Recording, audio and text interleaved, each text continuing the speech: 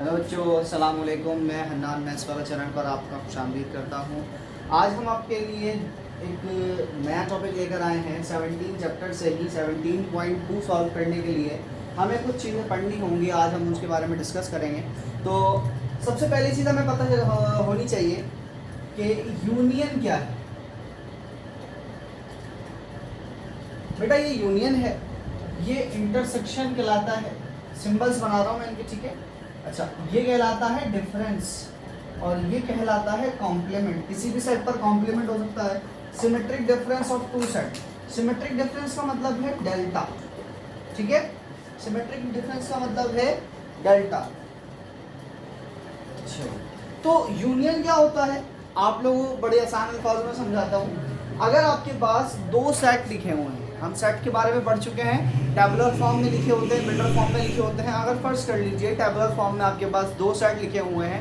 अब उन दो सेट को आपको क्या लेना है? यूनियन लेना है। यूनियन लेने का मतलब ये है कि आपने उस दोनों सेट की तमाम वैल्यूज़ को एक सेट में, दोनों सेट की तमाम वैल्यूज़ को एक सेट में लिखना है तरतीब के साथ, बगैर रिपीट किए। दोबारा रिपीट कर लेता हूँ, दोनों सेट की तमाम वैल्यूज़ को एक ही सेट में लिखना है, वो भी बगैर रिपीट किए तरतीब के साथ। अगर फर्ज कर लीजिए मेरे पास 1 2 3 4 का एक सेट दिया है और साथ में एक सेट दिया है 1 2 3 5 का, ठीक है। अब मैं देखूंगा दोनों का, मुझे क्या लेना है? यूनियन लेना है। यूनियन लेते वक्त क्या ध्यान रखेंगे हम? दोनों सेट की तमाम वैल्यू, यानी 1 2 3 4 यहाँ मौजूद है, 1 2 3 5 यहाँ मौजूद है, तो हम दोनों सेट की तमाम वैल्यू लिखेंगे। तो मतलब क्या लिखेंगे? 1 2 3 4 5। तो हमने क्या किया? कोई वैल्यू रिपीट नहीं की, जबकि यहाँ पर भी 1 2 3 मौजूद है, यहाँ भी 1 2 3 मौजूद है। तो दोनों जगह जब 1 2 3 मौजूद है, लेकिन मैंने दोनों में से सिर्फ और सिर्फ एक ही बार लिखा, कोई वैल्यू रिपीट नहीं की, तो बेटा यूनियन निकालने का तरीका यही है। अगर आपने दो सेट का यूनियन लेना है तो दोनों सेट के यूनियन में ख्याल ये रखिएगा कि आपने दोनों सेट की तमाम वैल्यूज़ लिखनी है, बगैर रिपीट के लिखनी है और तरतीब के साथ लिखनी है, ठीक है। आगे बढ़ते हैं। इंटरसेक्शन। इंटरसेक्शन में बेटा हम कॉमन वैल्यूज़ लिखते हैं। क्या लिखते हैं? कॉमन वैल्यूज़ को लिखते हैं। फर्स्ट कर लीजिए, मैंने आपको एग्जांपल दी 1 2 3 4 का एक मेरा सेट है, 1 2 3 5 का एक मेरा सेट है। तो दोनों सेट में कॉमन चीज़ें क्या है? 1 2 3। तो मेरे पास इंटरसेक्शन क्या आएगा? 1 2 3 आएगा इन दोनों सेट का, ठीक है। आगे बढ़ते हैं। Difference of two sets. हमारे दो सेट के दरमियान डिफरेंस निकालना। डिफरेंस का मतलब क्या है? माइनस से इसको शो करते हैं। मैं आप लोगों को यहाँ पर एग्जांपल के साथ समझाता हूँ। फर्स्ट कर लीजिए, आपके पास ए का सेट लिखा हुआ है 1 2 3 4, ठीक है, और बी का सेट लिखा हुआ है 1 2, ठीक है बेटा। आपके पास दो सेट लिखे हुए हैं, एक सेट है 1 2 3 4, एक सेट है 1 2, ठीक है। अब अगर आप ऐसा करेंगे, दोनों के दरमियान डिफरेंस निकालेंगे a माइनस बी, तो बेटा a माइनस बी आपके पास कैसे आएगा? a माइनस बी ऐसे आएगा। देखो बेटा, तरतीब में पहले क्या है? a है, तो आप क्या लिखेंगे? 1 2 3 और ये लिख दिया मैंने 4, ठीक है। फिर उसके बाद आप क्या करेंगे? माइनस लगाएंगे और फिर b का सेट लिखेंगे 1 2, दोनों चीजें लिख दी। अब आपने क्या करना है? माइनस में हम क्या करते हैं? कॉमन वैल्यूज को कैंसिल कर देते हैं। कॉमन मेरे पास क्या क्या है? 1 है और 2 है। 1 और 2 मैंने क्या कर दिया बेटा? कैंसिल कर दिया। मेरे पास बचा सिर्फ और सिर्फ a माइनस बी के आंसर के लिए 3 और 4। बात समझ आई? a माइनस बी यानी डिफरेंस निकालने का तरीकाकार ये होगा। अगर आपके पास क्या दिया जाए? b माइनस ए दे दिया जाए, तो अब आपने क्या करना है? ऑर्डर वाइज b पहले है तो सेट b का भी पहले आएगा। तो b का सेट क्या है? 1 2 माइनस करेंगे a का सेट आपके पास क्या दिया हुआ बेटा? 1 2 और 3 और 4, ठीक है बेटा। कॉमन वैल्यूज माइनस कर दो। कॉमन वैल्यूज क्या है? 1 और 2, 1 और 2 मैंने माइनस कर दिया। तो देखो बेटा, b के सेट में क्या बच रहा है? b के सेट में मेरे पास बच रहा है b माइनस ए है ना, तो जो b के सेट में बचेंगी वैल्यू वही लिखेंगे। b के सेट में क्या बच रहा है? कुछ भी नहीं बच रहा, तो बेटा क्या बनेगा? नल सेट बनेगा। मैंने आपको दोनों कंडीशंस रख के बता दी हैं। आपने क्या करना है? हमेशा याद रखना है, ऑर्डर वाइज जो पहले होगा उसकी बची हुई वैल्यूज हमारा आंसर होंगी, और जो हमारा जो दूसरा सेट है उसमें से तमाम जो कॉमन वैल्यूज है वो कट जाएंगी। फर्स्ट कर लीजिए, अगर यहाँ पर मौजूद होता 11 और 12, अगर यहाँ 11 और 12 भी मौजूद होता तो हम 11 और 12 नहीं लिखते, सिर्फ और सिर्फ क्या लिखते, ए के सेट में जो बचा है 3 और 4। क्लियर है? यहाँ तक आपको बात समझ आ गई होगी उम्मीद करता हूँ। कॉम्प्लीमेंट देख लेते हैं, complement of a set. Complement क्या है? सेट का कॉम्प्लीमेंट निकालने का तरीका कार क्या होगा, हमें पहले समझना होगा यूनिवर्सल सेट। मैं आपको पहले भी बता चुका हूँ पिछली वीडियो में, आपको डिस्क्रिप्शन में लिंक दे दूंगा हमारी इससे पहले वाली एक वीडियो जिसमें हमने डिस्कस किया था 17.1 सॉल्व करने के लिए कुछ बातें डिस्कस की थी, कुछ इंस्ट्रक्शंस थी, कुछ डेटा था वो पढ़ा था हमने उस डेटा के बारे में। उसमें मैंने बताया था आपको यूनिवर्सल सेट क्या होता है।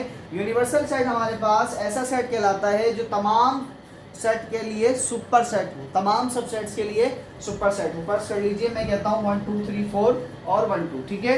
और मैंने ऊपर एक सेट का नाम दिया यूनिवर्सल सेट, ये मैंने लिखा U इज इक्वल टू 1 2 3 4 और 5।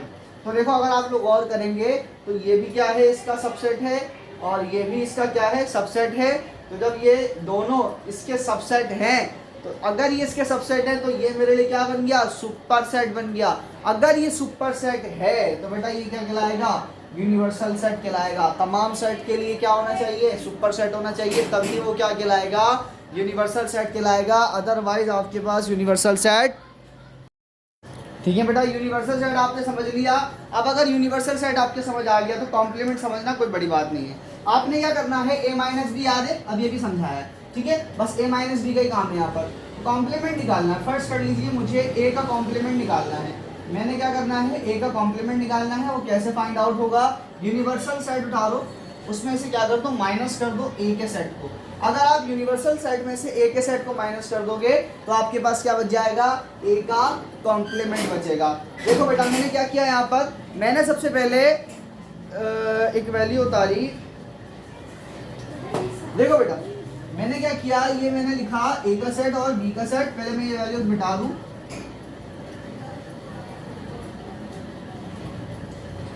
बेटा मैंने ये वैल्यूज मिटा दी।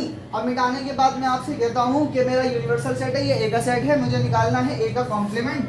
तो मैंने क्या किया, a का कॉम्प्लीमेंट किसके बराबर है, यूनिवर्सल सेट माइनस a का सेट। हमेशा याद रखना ऑर्डर में आपके पास यूनिवर्सल सेट हमेशा पहले आएगा, क्योंकि किसी भी चीज़ का कॉम्प्लीमेंट निकालना, चाहे यहाँ बी हो, सी हो, डी हो, कोई सा भी सेट आपके पास गिवन हो, यूनिवर्सल सेट में से आप उसी सेट को माइनस करेंगे। यूनिवर्सल सेट हमेशा ऑर्डर वाइज पहले आएगा। तो आपने क्या करना है, अब यूनिवर्सल सेट में से ए के सेट को माइनस करना है। कैसे माइनस करेंगे, तो देखिए बेटा बहुत ईजी है। ए के लिए यूनिवर्सल सेट मेरा क्या है, 1 2 3 4 और 5। यहाँ तक बात समझ आए, 1 2 3 4 5 मेरा यूनिवर्सल सेट है।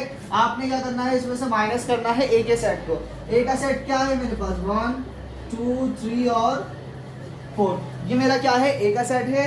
आप क्या करेंगे, माइनस का मैंने आपको फंक्शन बताया कैसे होता है, कॉमन वैल्यूज कैंसिल आउट हो जाती हैं और जो बचता है ऑर्डर वाइज पहले जो बचता है, यानी यूनिवर्सल सेट में से जो बचेगा वो लिख देंगे। यूनिवर्सल सेट में से हमारे पास क्या बच रहा है, 5 बच रहा है। तो बेटा हमारा ए का कॉम्प्लीमेंट क्या हो गया, दरअसल 5 ही है। हमारा ए का कॉम्प्लीमेंट क्या है बेटा, 5 आ गया। कॉम्प्लीमेंट समझ आया आपको। कॉम्प्लीमेंट के बाद है हमारे पास symmetric difference. Symmetric difference of two sets. हमें क्या करना है, दो सेट्स के दरमियान सिमेट्रिक डिफरेंस निकालना है। सिमेट्रिक डिफरेंस क्या होता है, देखें माइनस अगर आपको समझ आ गया तो सिमेट्रिक डिफरेंस भी इंशाल्लाह समझ आ जाएगा। करना क्या होता है, आपको दो सेट दिए हैं। फर्स्ट कर लीजिए, मैंने कहा बी का सेट ये है मेरे पास 1 2 5, ठीक है, 1 2 5, ठीक है। आगे बढ़ते हैं, मैं ये मिटा देता हूँ। अगर आपको कॉपी करना है तो वीडियो पॉज करके कॉपी कर लीजिए। तो बेटा ये देखें मैंने ये इसको मिटा दिया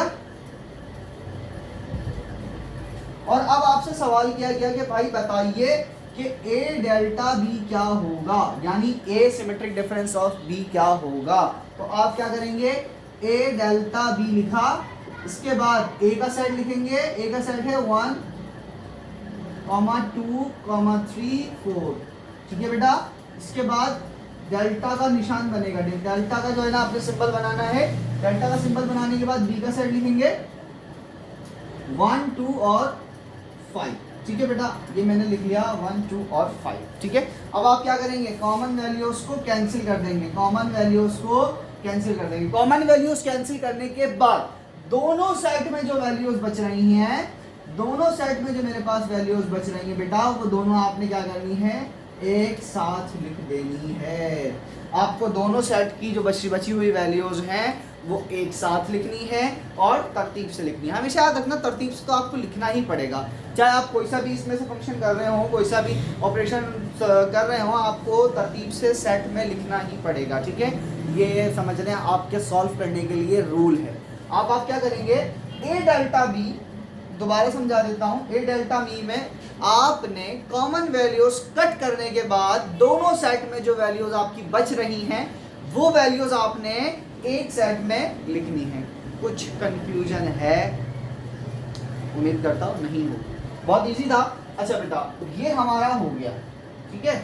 अगर ये हो गया है तो मैं ये मिटा दूँ, पोस्ट कर लो वीडियो। अगर आप लोग एग्जाम्पल के तौर पर इसे लिखना चाहते हैं तो लिख दीजिए। आगे करते हैं, आगे बढ़ते हैं बेटा। तो अब हम समझने जा रहे हैं डिसजॉइंट, ओवरलैपिंग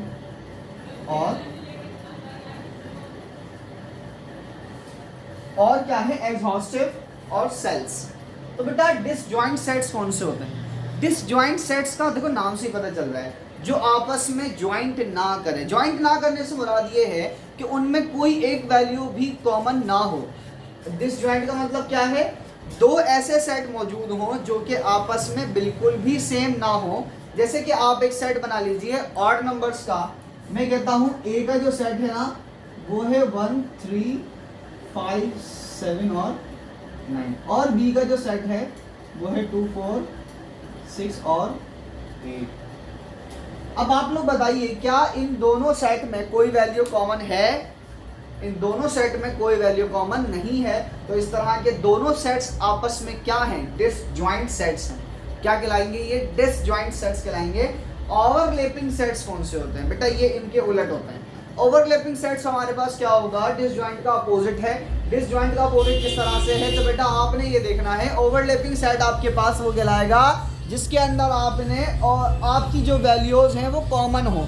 आपका ए का सेट और बी का सेट दोनों की वैल्यूज अगर कॉमन होंगी तो आप क्या कहेंगे कि हमारे जो सेट हैं क्या है बेटा, ओवरलैपिंग सेट्स हैं। अगर आपके पास ए के अंदर मौजूद है 1 2 3 4 और बी में मौजूद है 1 2 3, तो देखो बेटा दोनों में कॉमन क्या है मेरे पास, 1 2 3। तो देखो अगर दोनों में कॉमन है 1 2 3, तो जब 1 2 3 कॉमन आएगा तो वो क्या कहलाएंगे, दोनों सेट ओवरलैपिंग सेट्स कहलाएंगे। मैं यहाँ लिख देता हूँ कि ए का सेट फर्स्ट कर लीजिए, आपके पास है 1 2 3 और 4।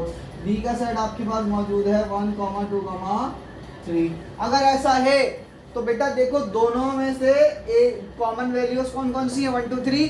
तो जब तीन हमारे पास इसमें कॉमन वैल्यूज मौजूद हैं तो ये सेट क्या कहलाएगा, ओवरलैपिंग। अगर एक भी होगी, अगर सारे भी होंगे तो भी क्या कहलाएगा, ओवरलैपिंग सेट ही कहलाएगा। ठीक है, ओवरलैपिंग सेट है, ये दोनों एक दूसरे के ओवरलैप कर रहे हैं। ठीक है। एग्जॉस्टिव सेट्स, एग्जॉस्टिव सेट्स क्या होगा, जब भी आपके पास आपने देखना है एग्जॉस्टिव सेट के अंदर अगर ए और बी दोनों सबसेट हैं यूनिवर्सल सेट के। क्या कहा गया, अगर ए और बी, कंडीशन देख लो आप लोग, अगर ए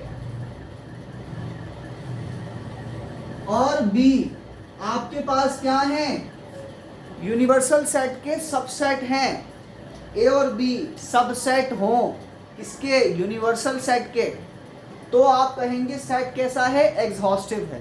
कैसा है, एग्जॉस्टिव सेट है। क्या मतलब हुआ, अगर आप ए यूनियन बी लें तो आपके पास क्या बनना चाहिए, यूनिवर्सल सेट बनना चाहिए। अगर यूनिवर्सल सेट बन रहा है तो बनने वाला सेट हमारे क्या कहलाएंगे, एग्जॉस्टिव सेट्स कहलाएंगे। ठीक है बेटा, अगर ए और बी हमारे क्या होंगे, सबसेट होंगे, किसके होंगे, यूनिवर्सल सेट के होंगे, तो हम ऐसी कंडीशन में कहेंगे कि दोनों सेट कौन क्या है, एग्जॉस्टिव सेट्स हैं। ठीक है बेटा। सेल क्या होता है, देखो सेल के अंदर हमारे पास दो चीज़ें हैं, डिसजॉइंट और क्या चीज़ कहा मैंने, डिसजॉइंट और एग्जॉस्टिव सेट। डिसजॉइंट सेट क्यों कह रहा हूँ कि अगर आप इन दोनों का इंटरसेक्शन लें तो बनना चाहिए नल सेट। देखो डिसजॉइंट की कंडीशन है ना, डिसजॉइंट में क्या है, कॉमन वैल्यू कोई नहीं है, तो जब कॉमन वैल्यू है ही नहीं तो बनने वाली कंडीशन क्या होगी, नल सेट बनेगा। ठीक है। अच्छा, अगर आपके पास ए इंटरसेक्शन बी निकालो तो बनना चाहिए नल सेट बनना चाहिए। अगर ऐसा बन रहा है तो, और उसके साथ साथ अगर ऐसा बन रहा है ना तो ये डिसजॉइंट है।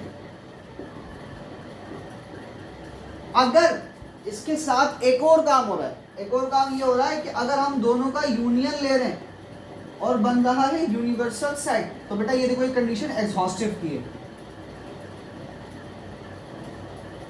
अगर एग्जॉस्टिव सेट भी मौजूद है, यानी जो हमारे सेट हैं उनमें दो प्रॉपर्टी होनी चाहिए। अगर प्रॉपर्टी मौजूद है डिसजॉइंट की तो भी हम कहेंगे सेल है, और अगर प्रॉपर्टी मौजूद है एग्जॉस्टिव की तो हम कहेंगे कि सेल है। कुल मिला के बात यह है कि आपने ये देखना है दोनों सेट में अगर आपके पास इन दोनों प्रॉपर्टीज को फॉलो कर रहे हैं वो सेट, तो आप कहेंगे बनने वाले सेट हमारे सेल्स हैं। क्या हैं? सेल्स हैं। आगे हम इस पे एक्सरसाइज में 17.2 में इसको बड़ी डिटेल से देखेंगे क्योंकि इसके क्वेश्चन हमने सॉल्व करने हैं। तो आपने कंडीशन ये याद रखनी है, डिसजॉइंट भी होना चाहिए और एग्जॉस्टिव भी होना चाहिए। अगर ऐसा है कि दोनों मौजूद हैं, यानी एक दो सेट में ये दोनों खूबियां मौजूद हैं, तो वो क्या बन जाएगा? सेल्स बन जाएगा। अगर एक एक खूबी है तो ये अलग अलग हम पढ़ चुके हैं। डिसजॉइंट होगा तो दोनों का इंटरसेक्शन नल सेट, एग्जॉस्टिव होगा तो दोनों का यूनियन यूनिवर्सल सेट, ओवरलैपिंग होगा तो दोनों में कोई ना कुछ कॉमन वैल्यू होगी। सेल होगा तो डिसजॉइंट भी होना चाहिए, एग्जॉस्टिव भी होना चाहिए। उम्मीद करता हूँ आपको यहाँ तक समझ आ गया होगा। तो और अगर नहीं समझ आया तो मुझे कमेंट सेक्शन में बताइएगा कोई क्या प्रॉब्लम है, मैं आपको कोशिश करूँगा आप इस प्रॉब्लम को दूर करने के लिए। अगर वीडियो अच्छी लगी तो लाइक कीजिएगा, चैनल को सब्सक्राइब कर दीजिए, बेल आइकन में क्लिक कर दीजिए ताकि आने वाली अपडेट आप तक जल्द अज जल्द पहुँच सके। अगली वीडियो तक के लिए खुदा हाफ़िज़।